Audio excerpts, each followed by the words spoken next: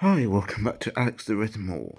So, Liverpool win the Carabao Cup for the second time under Jurgen Klopp. And I will not normally quote Gary Neville, but Klopps Kids really did beat the blue million pound bottlers, whatever he said. Liverpool definitely favourites well before, were favourites before recent injuries, and team sheet Klopp could only put out just 24 hours before the match. So of course that would make Chelsea more favourites in the end, an hour before kick-off. But who would have thought Klopp's Kids could beat a slightly more experienced Chelsea team, who are in fact just blue £1 million bottlers? Who would have thought only Klopp's Kids could have done that?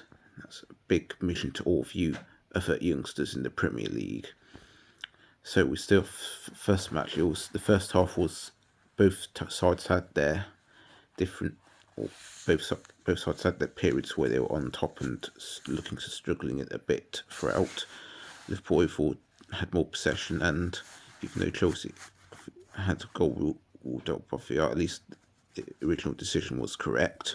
But then the second half, that was Liverpool actually should have really won its second half, because they are very stupid to overall Endo being offside when it's not really interfering and playing, really affecting that, because in the Premier League we probably see that sort of situation with free kicks all the time, where it's into the box, someone gets a head on it, but because it's Liverpool, they want to try and find an agenda against them to try and stop them winning the potential quad in Klopp's last season. So this sort of makes sense, unfortunately, in the end, but Liverpool did well to still remain on to the end when Keller had to make quite a few good saves in, especially that one from Gallagher, who was clean through from a wide pass.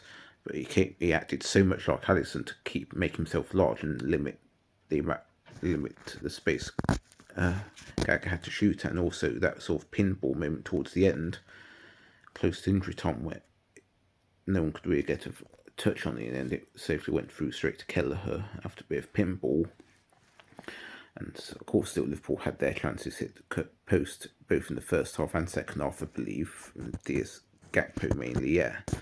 And then, but for the whole of extra time, I thought the only team in my mind, I didn't want to say at the time, but Liverpool, Klopp's 4 kids, with a lot of Dans, McConnell, and Clark coming on. They're the only ones who looked up foot throughout the whole of extra time.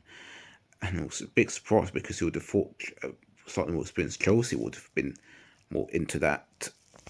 I think they only thought it'd be too much for the youngsters, but no, Klopp fully believed in what all those youngsters could do for this Liverpool team, and it sort of did pay off the end with that Dan's had a head-on goal, just had to be tipped over by Chelsea's goalkeeper, but all that hard work and commitment did play a part into that corner being won rightly at the end, and Van Dijk with a glancing head into the far side of the corner, and this time it would definitely stand on. I would definitely waited like a full minute at least for celebration to feel real, given all the disallowed stupid goal in the second half of normal time. But hey, and Chelsea were never going to do anything mad later on, because this billion pound bottlers are just not capable of anything instant to save their skins. But anyway, it was actually very well deserved in the end by those youngsters. Even though Van Dijk was still in there, I think massive congratulations also has to go out to Endo, the signing that stayed on throughout the whole of the match in the end. And he's such a warrior samurai. Imagine, just think about it, Liverpool dodged such a bullet, avoiding Caicedo, to have Endo instead.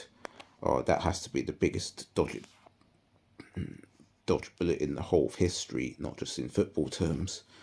But Endo, such a warrior, such a samurai, my Japanese hero. I really hope and I've even heard there may be even potentially even a slight extension of his contract, and whoever does take over from Klopp now must keep Endo, even though he might not start every single time. We definitely need him, because I think he can even play into his late 30s with how much energy and samurai ability he has. My guy, my Japanese guy, Endo. But also massive credit, to, as I said, to the other youngster, Dans, who came on the opposite age of Endo. So he looked so lovely when he came on, and he's going to have a great future no matter what happens or where he may go after this season. But hey, the only sort of answer, I guess, was Gravenberch going off. But so his injury could be sort of similar to what Curtis Jones picked up, but and also some crutches, I think. But he may be fine in the end, or expecting to be, given how much of a warrior it is. But hey, this is only part one, I believe, of what could be a potential quad chase now.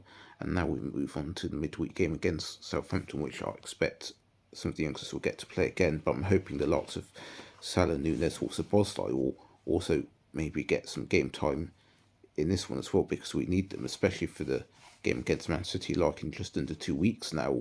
So it's important they get some game time in the next 2 to 3 games, so they're match fit for that one.